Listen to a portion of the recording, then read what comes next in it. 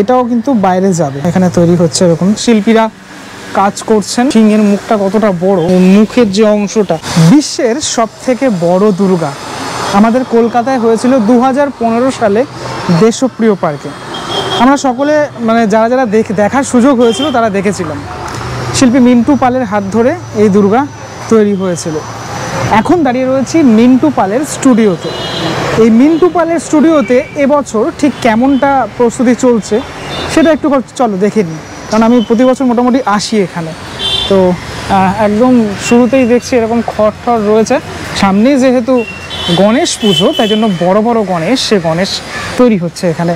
শিল্পীরা কাজ করছেন। এখানে একটি মা দুর্গার খড়ের যে কাজ, সে কাজ কিছু অংশে কমপ্লিট হয়েছে, যে অসুর নিচের অংশে রয়েছে। চলো ভিতরের অংশটাতে যাই।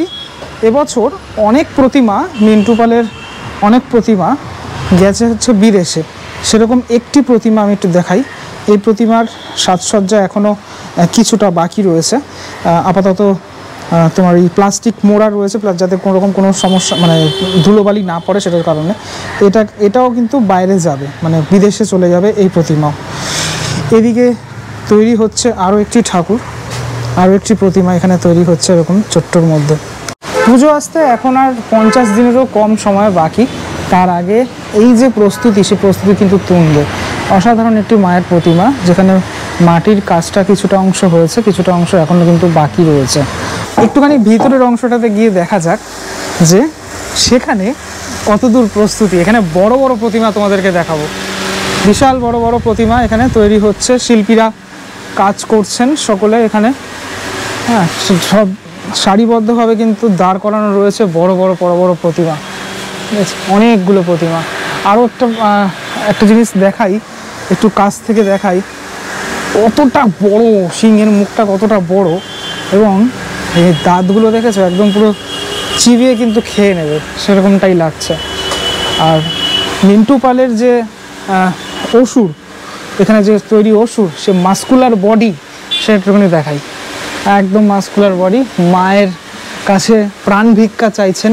পুজো আসতে যেটা বলছিলাম যে আর তো বেশি দিন বাকি নেই, তার আগে এই যে একটা মানে প্রস্তুতি চলছে, এটা দেখতে কিন্তু আমার ভীষণই ভালো লাগে। এখানে ছাঁচের মধ্যে মায়ের মুখ তৈরি করার কাজ শিল্পী করছেন। ওইদিকের অংশগুলোতে আরও প্রতিমা রয়েছে। বেশ এইগুলোর হাইটটা মোটামুটি, এগুলো যেরকম একটুখানি ছোটো, একটু মাঝারি হাইটের, আর ওই দিকেরগুলো যেরকম একটুখানি বড় হাইটের, মোটামুটি ওই 14 থেকে 15 ফুটের মতো হবে। আর চালি নিয়ে তো আরও হবে। যখন এই প্রতিমাগুলো বের করা হয় তখনও সে দৃশ্য আমি দেখেছি, সে দৃশ্য দেখতে কিন্তু অপরূপ লাগে। হ্যাঁ, প্রত্যেকটি যে এখানে প্রতিমা, সেটা সাবেকি প্রতিমা আমি দেখতে পাচ্ছি, লক্ষ্য করছি। এবং তুমি যদি দেখো মুখের অংশটা যদি ফলো করো, খুব সুন্দর ডিটেল কাজ রয়েছে মুখের এবং চোখের যে অংশটা, সে অংশে। এই ওষুধটা যেরকম একটুখানি অন্যরকমভাবে রয়েছে, আবার পাশের যে ওষুধটা, সেই ওষুধটা কিন্তু অন্যরকমভাবে রয়েছে, মানে মুখটা কিন্তু অন্যরকম। এই যে এই ওষুধের এই মাস্কুলার যে বডি, হাতের অংশটা পিছনের দিকে রয়েছে, এই ওষুধটার আবার হাতের অংশটা সামনের দিকে রয়েছে, এরকমভাবে রয়েছে। তবে আমার বেসিক্যালি এই ওষুধটাকে ভালো লাগলো, মানে আমার পার্সোনালি কথা বলছি, অনেক এক একজনের এক এক রকমের মত সেখানে হতেই পারে। এবার এই ওষুধটাকে দেখো, বাহ হেভি লাগছে কিন্তু পুরোপুরি ব্যাপারটা। পাশের ওষুধটাও এরকমভাবে রয়েছে। পরপর মায়ের যে মুখমণ্ডল, সেগুলোকে এখানে এই ছাঁচের মধ্যে দেওয়া রয়েছে এবং শুকোতে দেওয়া রয়েছে। একটু কাছ থেকে দেখানোর চেষ্টা করি। মুখের যে অংশটা কি সুন্দর, দেখো কোনো ডিটেলের সাথে রয়েছে কিন্তু কাজ। চলো এবার একটুখানি ভিতরের দিকে দেখি কাকারা কাজ করছে। এখন দিন রাত এক করে কাজ হচ্ছে, তাই তো? কেননা পুজোর তো আর বেশি দিন বাকি নেই। ঠিক আছে, একদম কাঁচা মাটি এখান থেকে নিয়ে পুরোপুরি ছাঁচের মধ্যে রাখা হচ্ছে, একদম এইভাবেই তৈরি হয়ে যাচ্ছে।